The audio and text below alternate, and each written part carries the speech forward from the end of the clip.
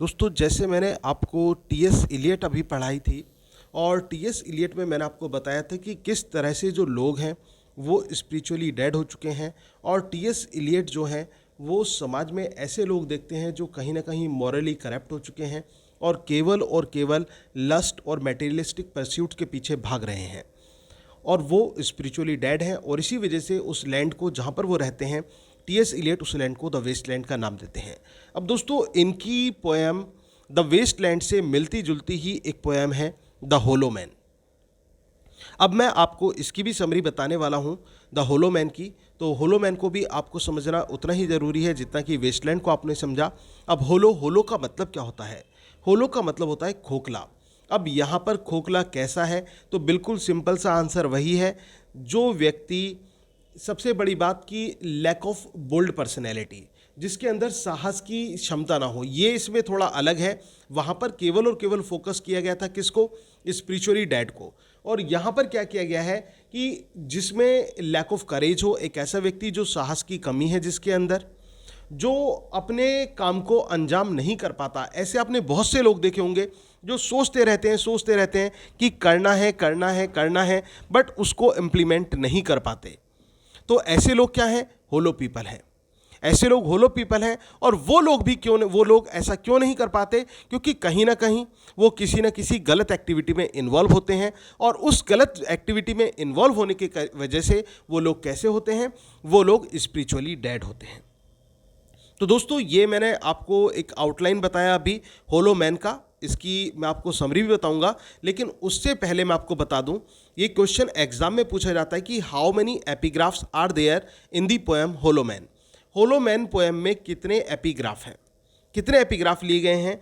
तो दोस्तों आपका आंसर होगा 2 एपिग्राफ्स। क्या आंसर होगा? 2 एपिग्राफ्स आर देयर। 2 एपिग्राफ हैं इसमें। पहला एपिग्राफ की बात करें तो पहला एपिग्राफ जोसेफ कॉर्नेट का, आपने नाम सुना होगा दोस्तों, जोसेफ कॉर्नेट का फेमस नॉवल आता है the heart of darkness. Joseph Cornet का जो फेमस नॉवल है द हार्ट ऑफ डार्कनेस, वो वहाँ से एपिग्राफ आता है और इसमें वर्ड आते हैं mister Kurtz he dead comes from कॉर्नेट novels the heart of darkness. ये जो लाइंस आती हैं ये कहाँ से आती हैं? हार्ट ऑफ डार्कनेस से लाइन आती है। और इसमें दोस्तों आप जानते हैं कि जो मार्लो थे, मार्लो जो होते हैं, मार्लो किस चीज़ की जानकारी देते हैं? मार्लो एक सर्वेंट है जो मिस्टर कर्ट्स की मृत्यु की जानकारी देते हैं। और कर्ट्स आप जानते हैं कि वो एक सही व्यक्ति तो था नहीं। अब ऐसे व्यक्ति को यहाँ पर क्यों रिप्रेजेंट किया गया है ये भी समझना बहुत ज़रूरी है। अब दूसरी तरफ एक मैं आपको बता दूं, जो सेकंड एपिग्राफ है इसका, वो क्या है? वो है a penny for the old guy. A penny for the old guy, आप इससे ही समझ गए होंगे कि सेकंड एपिग्राफ इसका रिलेटेड है गन पाउडर प्लॉट से, 1605 के गन पाउडर प्लॉट से। अगर आप गन पाउडर प्लॉट के बारे में जानते हो दोस्तों तो आपको मालूम होगा, और मैंने इस पर स्पेशली वीडियो भी बनाई थी, क्योंकि शेक्सपियर का मैकबेथ भी कहीं ना कहीं इन्फ्लुएंस था गन पाउडर प्लॉट से और उसमें उस चीज़ को दर्शाया गया। तो गन पाउडर प्लॉट में क्या हुआ था? जो कैथोलिक्स थे वो किंग्स जेम्स फर्स्ट के खिलाफ हो गए थे और उसमें सबसे बड़ा जो लीडर था उनका वो था रॉबर्ट कैट्सबाई। रॉबर्ट कैट्सबाई ने अपने एक पूरे षड्यंत्रकारियों का एक ग्रुप बनाया, ठीक है, और उसमें जो सबसे बड़ी जिम्मेदारी जो दी गई वो दी गई गाय फॉक्स को। किसको दी गई? गाय फॉक्स को दी गई। अब ये जिम्मेदारी क्या थी? ये जिम्मेदारी थी कि पूरे मिनिस्ट्री हाउस को यानी कि पार्लियामेंट को उड़ाने की जिम्मेदारी थी। लेकिन इससे पहले कि वो इस बात को अंजाम दे पाते, उनको पकड़ लिया गया और गाय फॉक्स को फांसी पर लटका भी दिया गया था और अन्यों को भी सजा हुई थी। तो दोस्तों ये गन पाउडर प्लॉट था। अब क्यों इनका रेफरेंस यहाँ पर दिया गया है? क्यों मिस्टर कर्ट्स का रेफरेंस दिया गया है? क्यों गन पाउडर प्लॉट का रेफरेंस दिया गया है? अब इसके पीछे फैक्ट है। फैक्ट क्या है? टीएस इलियट ये कहना चाहते हैं कि इंसान, 2 तरह के इंसान होते हैं, एक अच्छा करने वाले और एक बुरा करने वाले। ये 2 तरह के इंसान होते हैं, अच्छा करने वाले और बुरा करने वाले। अच्छा करने वाले जो सोचते हैं कि मुझे करना है और वो कर देते हैं, अच्छी बात है। बुरा करने वाले सोचते हैं और उस पर पूरा प्लान बनाते हैं, इंप्लीमेंट करते हैं उस चीज़ को, ये भी अच्छी बात है। लेकिन कुछ होते हैं निठल्ले टाइप के, जो ना तो अच्छा करते और ना बुरा करते। अच्छा करेंगे तो क्या मिलेगा? हेवन मिलेगा, जन्नत मिलेगी। बुरा करेंगे तो क्या मिलेगा? नर्क मिलेगा। तो अच्छे से हेवन की प्राप्ति होगी, बुरे से नर्क की प्राप्ति होगी। लेकिन आप अच्छा बुरा कुछ नहीं करोगे तो इस्थमस की स्टेट में आ जाओगे, a state of disorder, the state of chaos, एक अराजकता की स्थिति आ जाएगी। और ऐसा व्यक्ति जो ना अच्छा कार्य कर पाता हो ना बुरा कार्य कर पाता हो, वो कैसा व्यक्ति है? वो होलोमैन है। वही तो होलोमैन है, जिसके अंदर हिम्मत ही नहीं है, जिसके अंदर क्षमता ही नहीं है, वो होलोमैन है। अब दोस्तों आपको भी डिसाइड करना है, क्योंकि आपका एग्जाम पास में है, और किस तरह से आप मेहनत करते हैं, कितना जज्बा आप दिखाते हैं, ये आपको साबित करना होगा। वरना आप भी इसी कैटेगरी में आ जाओगे, द होलोमैन की कैटेगरी में। लेकिन आना नहीं है, अपने हौसले को बुलंद रखना है और इस एग्जाम को क्रैक करके दिखाना है। तो बात हम कर रहे थे होलोमैन की, तो दो एपिग्राफ हैं इसमें। एक तो हार्ट ऑफ डार्कनेस का, जोसेफ कॉनरैड का, और दूसरा जो गन पाउडर प्लॉट का जो एपिग्राफ है। और कारण क्या है? कारण यही है कि जो बुरे लोग होते हैं वो किसी काम को जब करते हैं, ठीक है, जब किसी भी काम को करते हैं तो वो उसको अंजाम देने की सोच लेते हैं कि मतलब मुझे करना है, ठान लेते हैं। लेकिन अच्छे लोग भी ऐसे करते हैं, लेकिन कुछ लोग ऐसे होते हैं जो करते ही नहीं है, जो सोचते ही नहीं है। तो ऐसे लोग क्या हैं? वो होलोमैन हैं। ऐसे लोग क्या कहलाएंगे दोस्तों? ऐसे लोगों को होलोमैन कहा जाएगा। तो जो होलोमैन है दोस्तों, यहां पर एक क्वेश्चन और आ जाता है, जो होलोमैन है वो कैसे हैं? Nothing man. याद रखना, होलोमैन को नथिंग मैन कहकर एड्रेस किया है टीएस इलियट ने। नथिंग मैन, NOTHINGMEN, यानी कि कुछ भी नहीं। ऐसे व्यक्ति कैसे हैं? नथिंग मैन है, कुछ भी नहीं है वो। अब कुछ भी क्यों नहीं है? कुछ भी इस वजह से नहीं है कि whether they can not follow the good path not the bad path, कि ना तो वो अच्छा रास्ता फॉलो कर सकते हैं, ना ही वो बुरा रास्ता फॉलो कर सकते हैं। तो वो लॉस्ट वायलेंट साउल्स हैं, ठीक है, जो अच्छा रास्ता भी फॉलो नहीं कर सकते और बुरा रास्ता भी फॉलो नहीं कर सकते। और इसमें जो टीएस इलियट हैं वो ये कहते हैं, मृत्यु की दो किंगडम्स होती हैं। ये भी क्वेश्चन इंपॉर्टेंट है। How many kingdoms has been classified of death by T S Eliot in the poem the होलोमैन?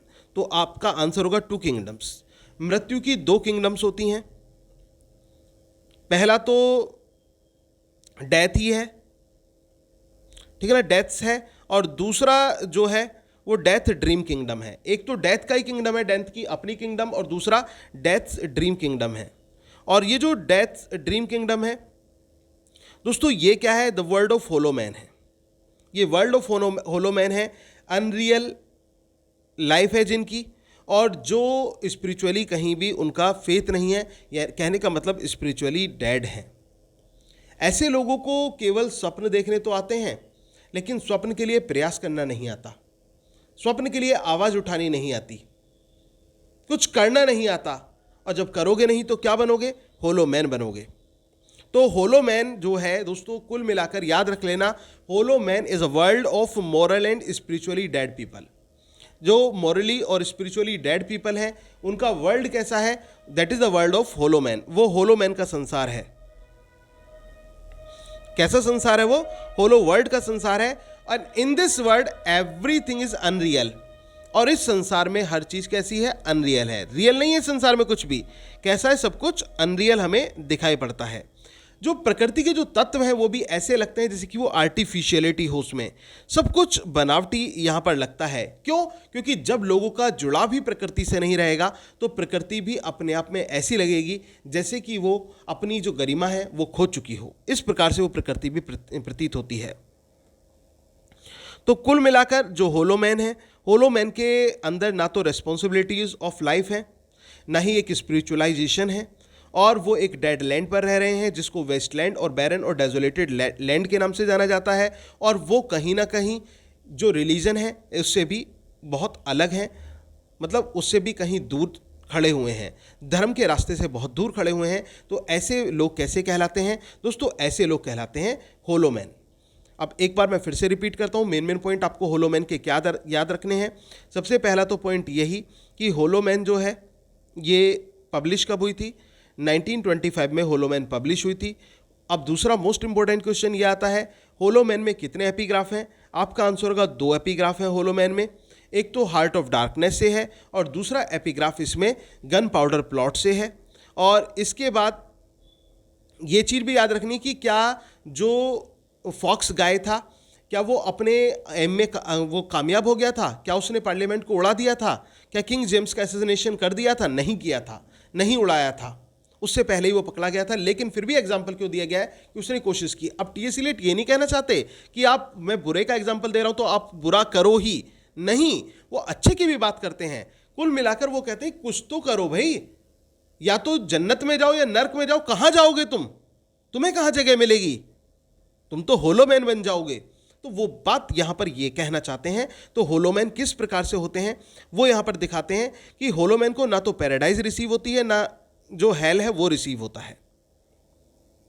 और जो होलो मैन है, ठीक है, जो वर्ल्ड ऑफ होलो मैन है वो वर्ल्ड ऑफ मॉरल और स्पिरिचुअली डेड पीपल मैन है, ठीक ना, इस तरह का मैन है। और इसमें आपको बताया कि जो किंगडम ऑफ डेथ है वो भी कितनी दिखाई गई हैं, वो भी 2 दिखाई गई हैं। और इसके अलावा जो होलो मैन होते हैं वो डेडलैंड वेस्टलैंड पर रह रहे हैं और रिलीजन से भी, अपने रिलीजन से भी बहुत ज़्यादा दूर होते हैं। लेकिन जब अंत में जो होलो मैन है वो कोशिश करते हैं, वो भगवान से प्रार्थना करते हैं, मतलब कोशिश करते हैं, लेकिन उनकी जो कोशिश है वो असफल हो जाती है। दोस्तों बिल्कुल उसी तरह से जैसे कि आपने देखा होगा क्रिस्टोफर मार्लो का डॉक्टर फॉस्टस। डॉक्टर फॉस्टस पहले तो अपने आप को, अपनी आत्मा को गिरवी रख देते हैं, लेकिन उसके बाद में पहले तो खूब एंजॉयमेंट कर लिया, सब कुछ कर लिया, लेकिन जब वक्त नज़दीक आता है तो उस समय वो भगवान की शरण में जाने की सोचते हैं, लेकिन सोचकर भी उसको नहीं कर पाते। क्यों नहीं कर पाते? क्योंकि बुरी जो आत्मा है वो उसको चेतावनी देती कि अगर तुमने सोचा तो बस तुम्हारे साथ क्या होगा, डॉक्टर फॉस्टस आप समझ जाना।